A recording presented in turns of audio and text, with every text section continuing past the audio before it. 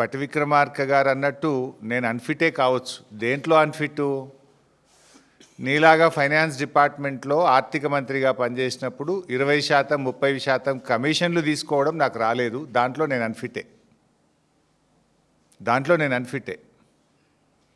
మీరు బాగా ఫిట్ ఇలా, ఎందుకంటే మీ ఫిట్నెస్ బయటపడ్డది కదా.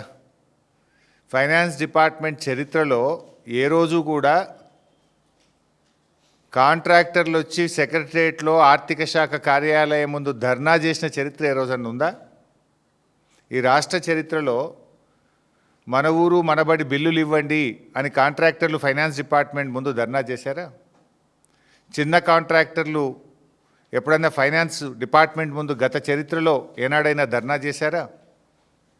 సర్పంచులు, మాజీ సర్పంచులు, మాజీ ఎంపీటీసీలు 10ల సార్లు ధర్నాలు చేసి అరెస్ట్లైన చరిత్ర ఈ రాష్ట్రంలో ఎప్పుడైనా ఉందా?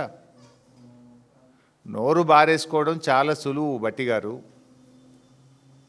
Give respect and take respect.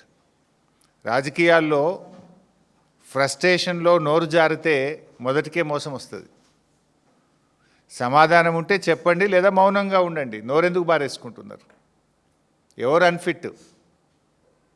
మా పాలనలో మా కేసీఆర్ గారు ప్రభుత్వం ఆనాడు కాంగ్రెస్ నుంచి బీఆర్ఎస్ అధికారంలోకి వచ్చినాడు. రాష్ట్రంలో పరిశ్రమలకు వారానికి 2 రోజులు పవర్ హాలిడే. హైదరాబాద్ నగరంతో సహా అన్ని పట్టణాల్లో విద్యుత్ కోతలు. గ్రామాల్లో అయితే పగటిపూట కరెంటే లేదు.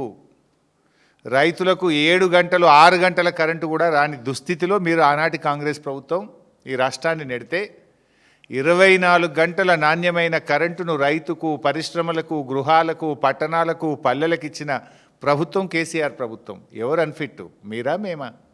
Who is unfit?